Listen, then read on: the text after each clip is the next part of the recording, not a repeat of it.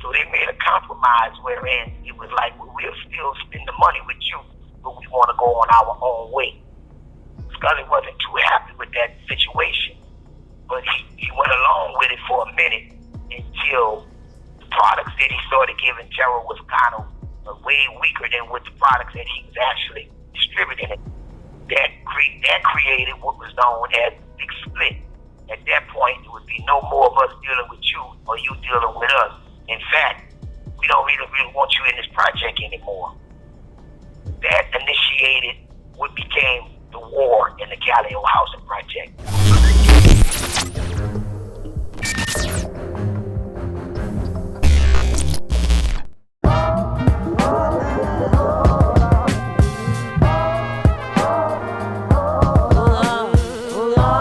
Our story begins in the 1980s Calliope projects, also known as the B.W. Cooper housing development. During that time, a lot of things would take place, some good, some bad.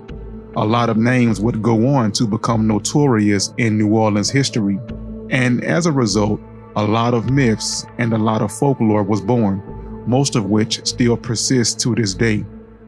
And with a lot of those figures being deceased or incarcerated, a lot of people haven't been able to tell their stories.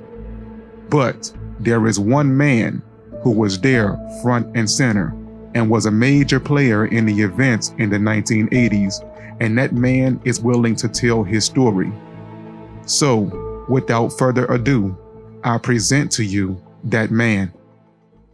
My name is Gerald Elwood, but to everyone that knows me, whether they know me as a family member, friends, or foe, they all know me by my nickname, which is Snap. This is the nickname given to me by my family. I'm presently incarcerated at the United States Federal Penitentiary in Macquarie, Kentucky, where I'm serving 3 concurrent life sentences plus 30 years for conspiracy to distribute cocaine, murder, and attempt murder in aid of racketeering. I have been in federal custody since the day of my arrest on July 12, 1991. After leaving a Holiday Inn hotel located on Highway 51 in La Place, Louisiana. That ended my career as a drug dealer and my status as a free man. I wanted to speak out as briefly as I can in this phone interview, which actually is the first time that I've ever spoken out about my situation and what it took for me to end up in prison for the duration of my life. For all intents and purposes, my situation is twofold. On one side of the fold consists of me making poor choices and bad decisions, which I take total responsibility and accountability for. On the flip side of that fold is the fact that I fell prey to a fundamentally and more materially corrupt criminal justice system. Before I go any further, I'd like to give you a little brief history and background on me. I'm a native of New Orleans, Louisiana, where I was primarily raised in a community known as the Calliope Housing Project by a single mom who divorced my father in 1966. And I, along with my older sister, was surrounded in this Calliope Housing Project by a number of cousins, uncles, aunts, grandmothers, and my great-grandmother, who all at one time lived in the same community. So it was readily apparent to me, by looking at my own situation, being the first member of my family to ever be convicted of a crime, that it wasn't the poor conditions of the Calliope Housing Project that caused me to make these poor choices and poor decisions. It was just me and my bad decision-making that factored into that circumstance. The Calliope Project was a lifestyle for most of us that lived back there, but it was also a brand. The Calliope Project had a lucrative drug market that was dominated by one particular drug. That drug was the king. That king was named, which brought customers from all around the city and other parishes. It also shaped the attitude of all of us who grew up in that divided community. The composite of the Calliope Project consisted of the old side of the Calliope Project and the new side. It also consisted of the front of town side and the back of town side. But when you're dealing with drugs such as the strong, that it forms a man's or woman's attitude that uses it, they're usually very, very aggressive. Aggressive drug users bring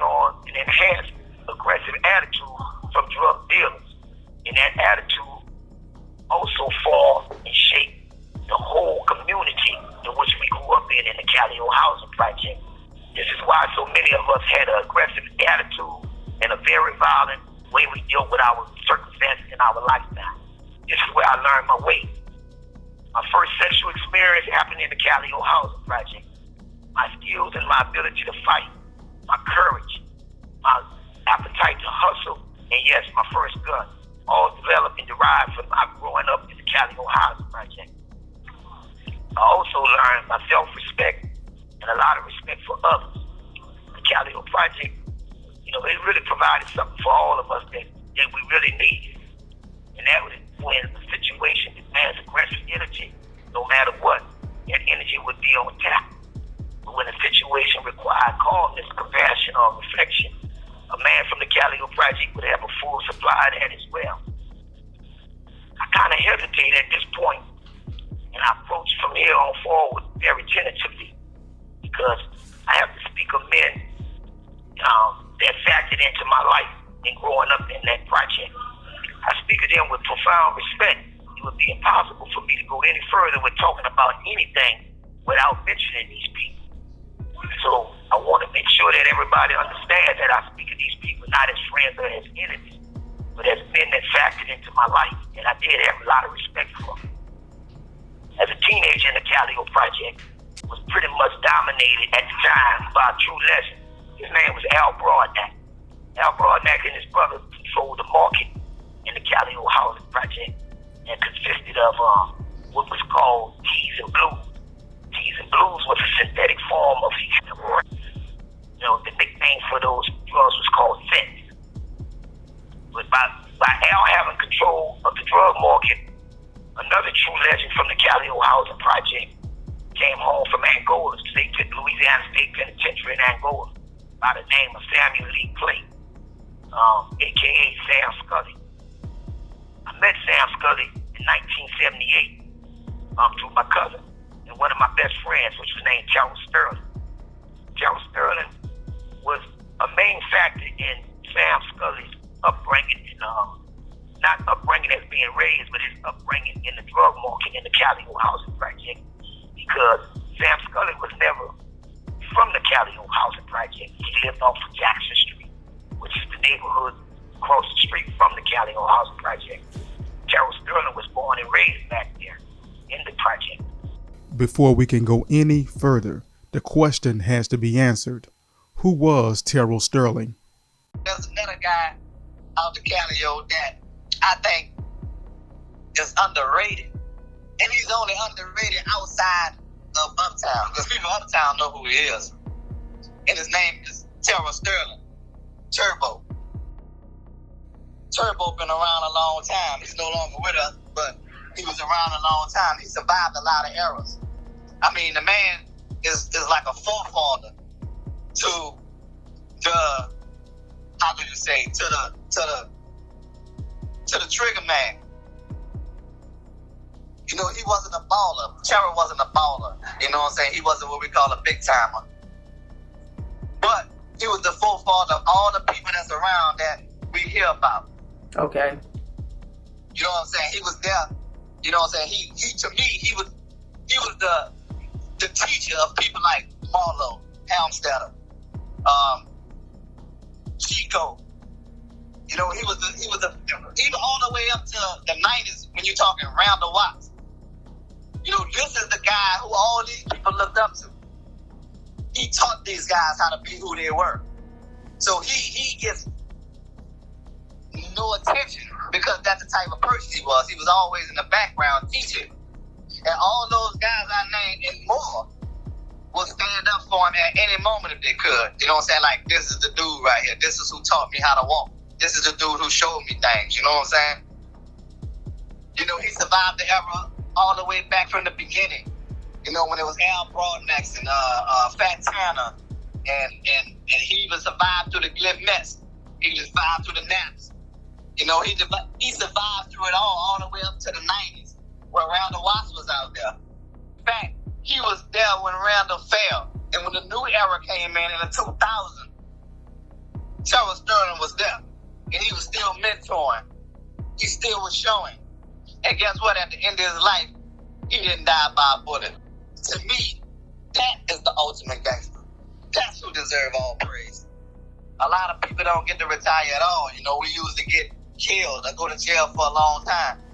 You know, and it was a man who can walk anywhere. I'm talking about Magnolia, Calliope, St. Thomas, Seven Walls, St. Bernard. I mean, wherever you put him at, he can walk. Because people know who he was. That's Terro Sterling. That's Turbo. And you're going to give him all the respect. Because he earned it. And if you didn't give him respect, he knew how to get it out of you. And he was the type of guy where he didn't even have to do anything anymore. If somebody even heard that you was going to disrespect Terro, or somebody was trying to creep down on Terro, you don't know who's going to come get you. That's just how the respect he held. So it was paramount of Terro as Scully's right-hand man to develop a team. We all called themselves, the 18. The 18 consisted of young men who were good hustlers and had a propensity to use firearms, which was guns, during the 70s. Young teenagers were real aggressive young men. A lot of people have spoken of Scully over the years, but some of them were rubberneckers. Some of them spoke because of stories they heard. There was also stories told about Sam through the newspapers of the time, Picayune, through magazines and stuff, which most of those stories were, what we call looky-loos. They were more or less from people that did not really have an inside track of a lot of things, but more of a associate or friends or just heard the stories. But most of them never knew really what went on concerning the drug trade, the actual team that he consisted of, and how Sam Scully rose to dominance and power in the Calliope Project. When I speak of Terell Sterling and Sam Scully, you must first know that these two were so tight they even went to jail and was charged for a murder in the early 1980s together. Even though those charges was dismissed, it's a symbol and a sign that these people were real close. Everybody from back then actually knew that these people were close. It was like a big brother, little brother relationship. But over the course of that relationship, Sam's true rise came from Al Broadnax, who furnished all the heroin and everything that was being distributed to Scully into the Calliope housing project. Over the next several years, which maybe went from 78 to the early 80s, Sam rose to dominance, but he still relied on Al Broadnax. Over that period of time, Al Broadnax came up dead. In 1983, Al Broadnax was found dead in his house located on North Durban, on downtown in the 8th Ward in New Orleans. He was found by family members maybe after being dead 3 or 4 days in his house.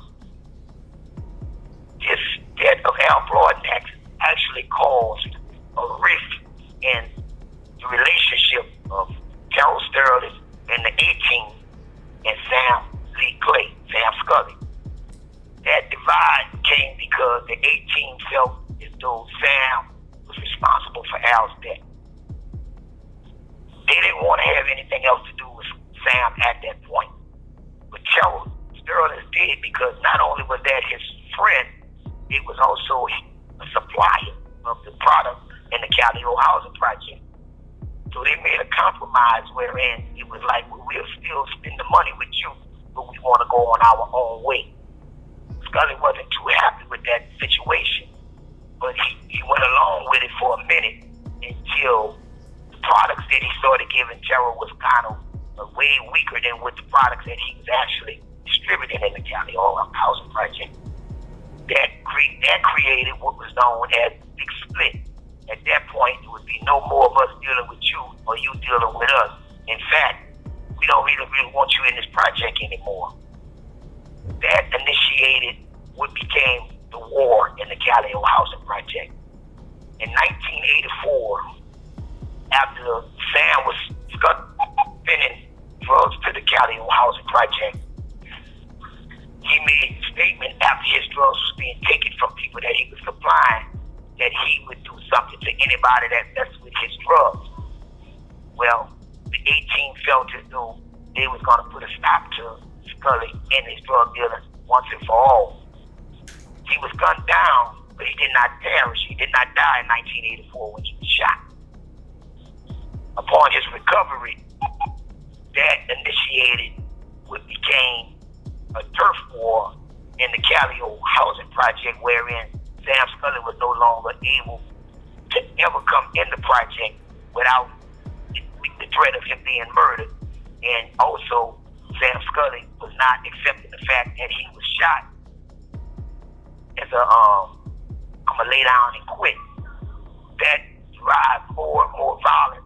The war that was taking place in the Calliope project that consisted of the Terrell in the 18 and Scully was pretty much an unconventional war because Sam Scully didn't have a team anymore, where the 18 was consisted of guys from the front of town side of the Calliope housing project. So most of Sam's armed forces came from guys that were paid or closely related to Scully coming home from Angola. They took on his problems in this war and began to try to take the lives of the guys on the 18 side, which in return flourished into the 18 guys using aggressive nature and aggressive tactics that they knew from the growing up in the Calliope housing project by tactics. The whole concept of it was the best defense is a great offense, always attack. So that started in 1984, which took the lives of guys like Pissy Bob. Other people died on Sam that was closely affiliated with Sam Scully's side as well. This war went on for the next several years, wherein in 1986, Sam was shot again. And he didn't die, but another man died on the scene of that shooting as well. And the real reason that I'm speaking of Al Broadnax, Sam, Scully, Terell Sterling, is because all of those integral parts of the Calliope housing project factored into my circumstances in being in prison today. It's an integral part of my trial, which wasn't really a trial, it was a proceeding, but it was an integral part of what I'm sitting in prison for today. So what I spoke on all of those factors because I wanted to get into what has taken place with me over the years, which caused me to make the statement early on that my situation is twofold. My association with the ways of the Calliope project is my fault. My involvement with drugs is all my fault. I take full accountability for that.